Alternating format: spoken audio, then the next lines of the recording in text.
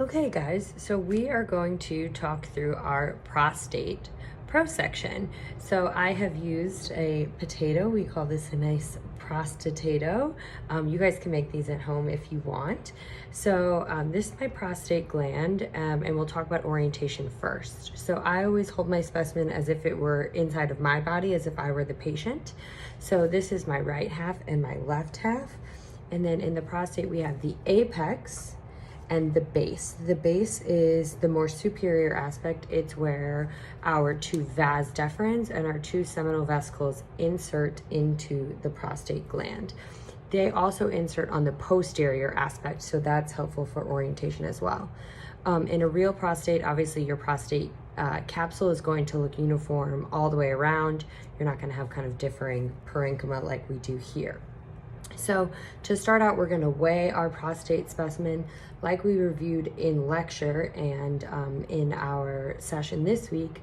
The prostate weight is usually dependent upon age, and the older the patient, the larger their prostate might be. Like we talked about in lecture and Dr. Weisenberg talked about, the older you get, the more likely you are to have BPH, so that also can lead to an increased weight. So we've weighed our specimen. I don't have a scale at my at-home grossing room, but we'll say that this prostate gland weighs 35 grams. And then when we measure our prostate, we're going to do we have three separate anatomical structures, so we will do a measurement for each of those. So first we have our prostate gland, and since we can orient this anatomically, we're going to give our measurements as it pertains to our plane. So I would say it is 6.0 centimeters from right to left. It is 4.9 centimeters from anterior to posterior, and it is 3.6 centimeters from apex to base. One more thing anatomically that we have on this prostate gland is this opening right here is our prostatic urethra. Okay, so we measure our prostate in 3 dimensions. Our seminal vesicles are also going to be measured in 3 dimensions. So this is my right, so I'd say right seminal vesicle, 2.4 by 1.9 by 1.5, and my left seminal vesicle is 2.0 by 2.0 by 1.7 centimeters. And then I have my right vas deferens. This is a tubular structure, so we're going to do length and diameter. 2.0 centimeters in length by 0.7 centimeters in diameter. And then left vas deferens, 2.0 centimeters in length by 0.6 centimeters in diameter. So those are all of our measurements for our prostate gland. As we said, we also did our orientation. So now we are ready to ink our specimen. For prostate glands, like Dr. Weisenberg mentioned in his lecture and I did in mine, the most common is to differentially ink your right and left sides, and we'll talk too about doing a posterior overlay. It's important when you're inking that you don't just arbitrarily designate your right and left halves. What we're going to use is our prostatic urethra that will help us determine right from left. So a lot of times when you are in the gross room, you can insert your probe and use that to kind of be your dividing line. In my at-home gross room, I don't have a probe, but I will just make sure that my prostatic urethra is getting ink both right and left halves. So I'm gonna do right red. I always do that, it's easy to remember. So I have my red ink here. You can start around the urethra. So you can see 50% of my urethra is going to have red ink on it.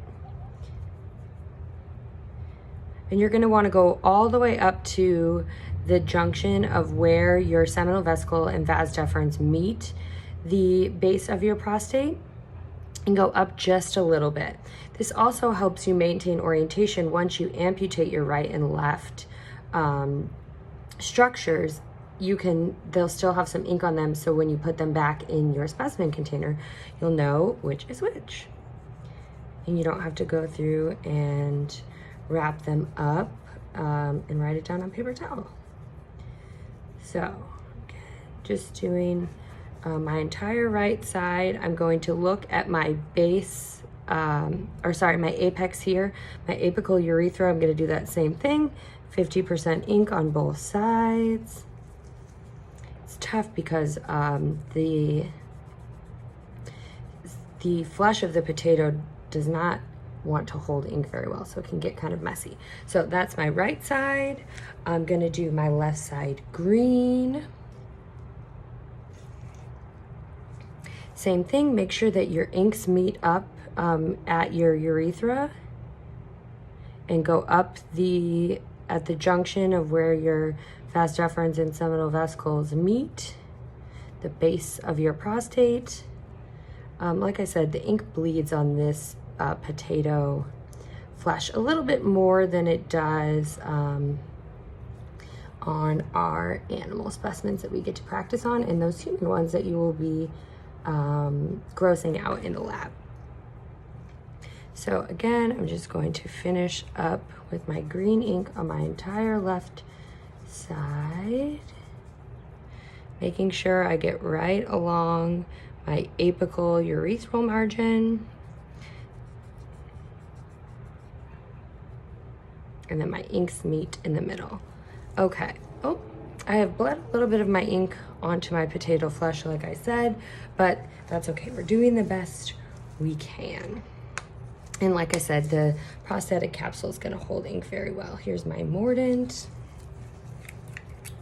It would help if I took the seal off.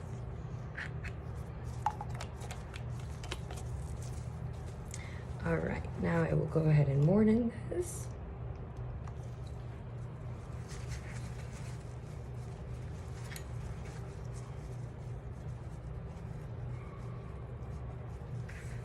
All right, so for this prostate, and in this video, we're going to do a posterior overlay. Just like we did in the thyroid gland, it helps us maintain orientation. Once we start slicing through our specimen and laying out our slices, we'll be able to tell anterior from posterior. So your prostate glands are kind of bulbous like this. I always just kind of designate my posterior half. Same thing, you're gonna go all the way down to your urethra and try to do just about 50%, and we're going to ink that black for our posterior. And also in your lab on D2L, there are sample dictations for the male repro specimens. You can review those for prostate and testicle as well. So I've now done my posterior overlay. I'm gonna hit this with a little more mordant.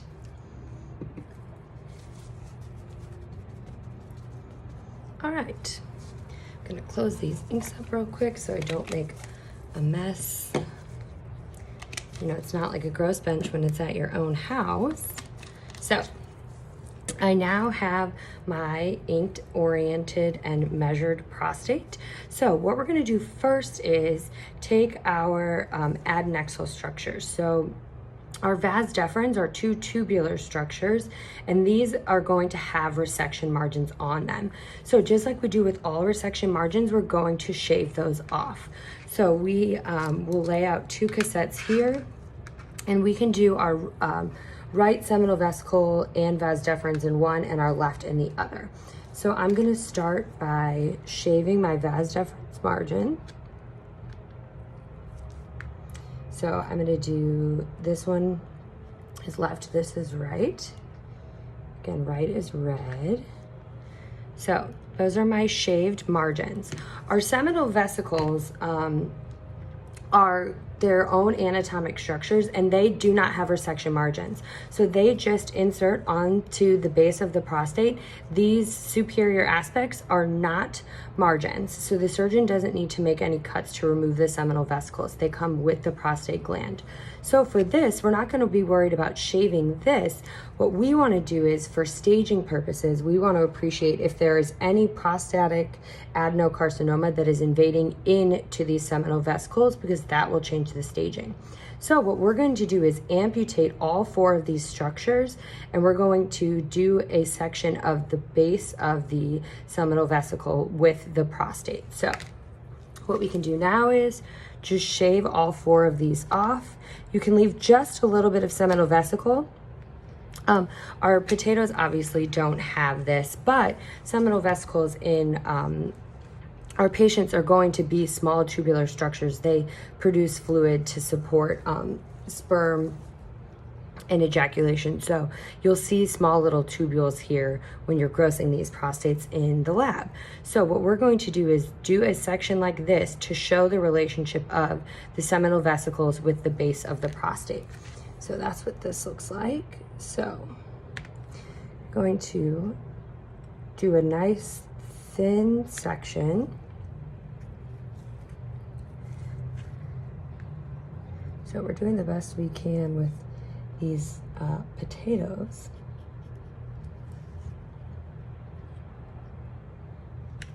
But we would call this, junction of seminal vesicle and base of prostate. So this is my right, so you can put both in the same cassette, your vas deferens and your relationship of your seminal vesicle to the base of your prostate. And then we're gonna do the same thing on the other side.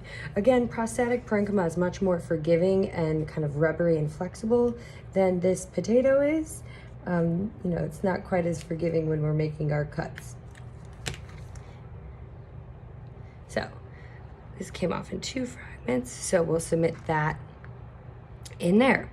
So again, we want to say vas deferens margin and then junction of seminal vesicle with prostate base. We do not call that a margin. It is not a margin. So now all we have left is our prostate gland.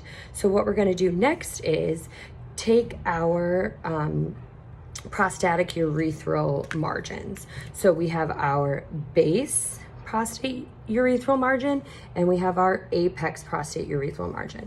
I will show you the apex first. It's a little bit easier. So what we're going to do is shave this and then radially section it. And again, you can see with our differential inks and our little bit of posterior here, right versus left. So what we're going to do here is take our blade and we're going to just shave that margin right off. So you can see it creates a nice circle. We have our prostatic apical urethral margin here. So I'm going to bisect this into my right and left halves, and then you'll just radially section it. And you can put this all in one cassette since it's differentially inked, or at your site, they might have you do your right and your left in 2 separate cassettes. Just make sure that you designate that this is our apex margin. So, and you would go ahead and radially section that whole piece. For the base, it's a little bit trickier. So we're going to have to kind of cut down and around almost like a U shape to cut it out. And then we will do the same thing radially sectioning. So we're going to kind of go down and around, almost similar to like a small cone, like you will talk about in female repro.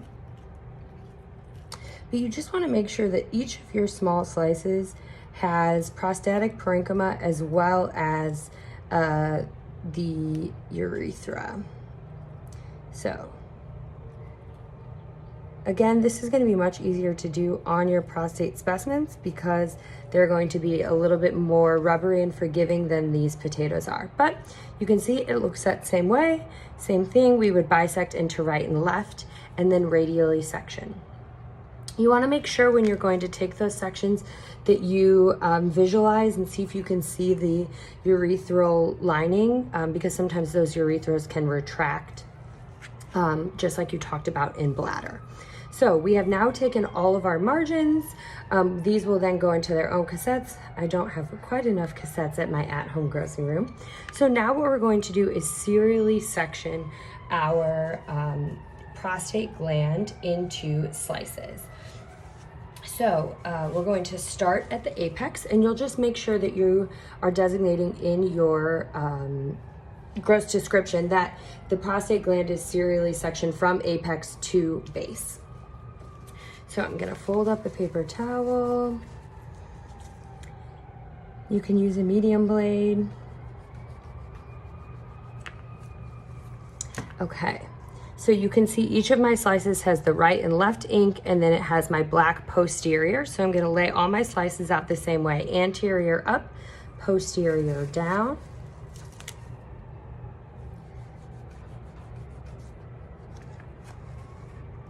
Same thing.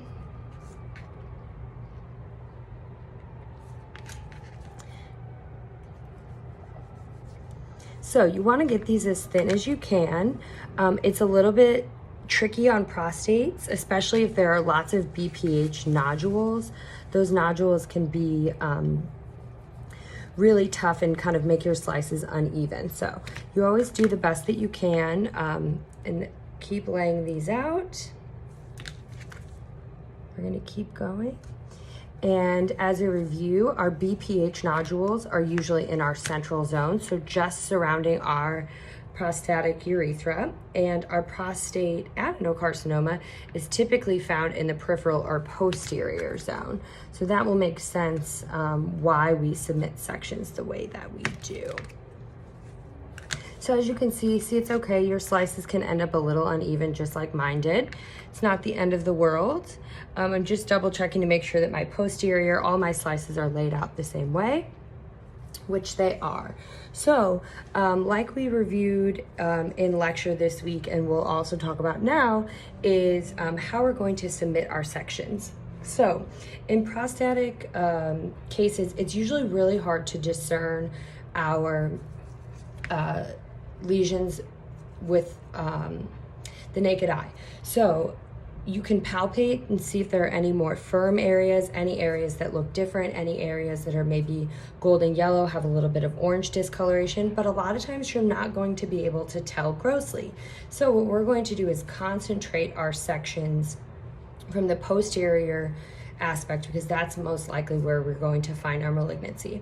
It's also really helpful if you have access to the patient history to look to see if they have any needle core biopsies, so that you can appreciate if where the needle core biopsies were positive. A lot of times they will be labeled right, left, and what zone they're from. So we'll describe our cut surface. Normal prostatic parenchyma is usually pink, tan, and rubbery, diffusely nodular, especially if you have BPH. So what we're going to do is we're going to submit our sections. For this case, we will do the every other slice entirely, and for the other slices, we will just do the posterior aspect. And then we'll also talk about what this nice big cassette here is. So for this one, we could actually probably do this entire slice entirely. So we could just submit that. And so what you would say is entire slice 1. So this is 1, 2, 3, 4, 5, 6, 7.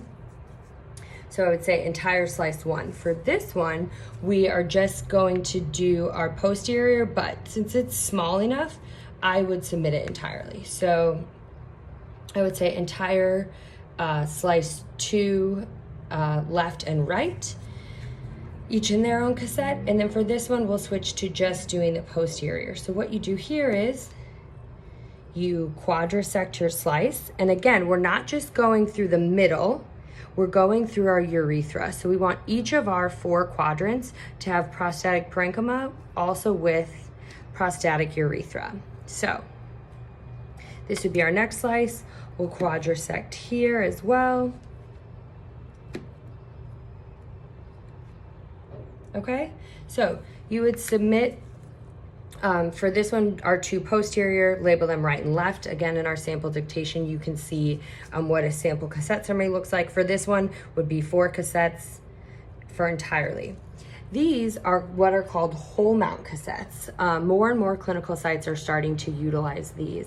So for this, these are larger cassettes that are most commonly used for prostate, so you don't actually have to bisect or quadrisect your slices.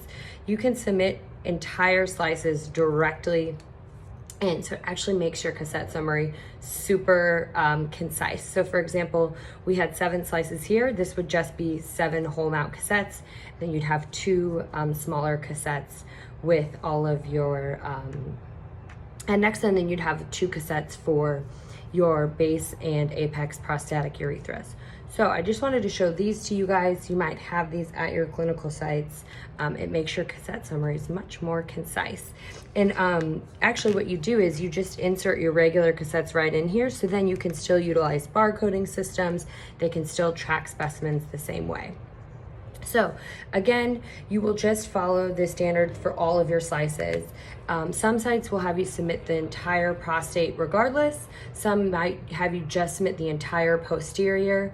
Some might be every other slice entirely, with the opposing ones only the posterior. Again, there are lots of different options. So that's the general prostate prosection. Again, we're not always going to be able to see our lesions on our cut surface. We're always going to check our biopsy history to help us identify locations for prostatic carcinomas. And I think that's about it. Again, these sections you will submit no matter what. Your urethral margins you will always submit, and then how you submit your prostate might depend on weight or your site. So I think that's it. We will review this week when we have our lab session on Google Hangouts. Thanks, guys.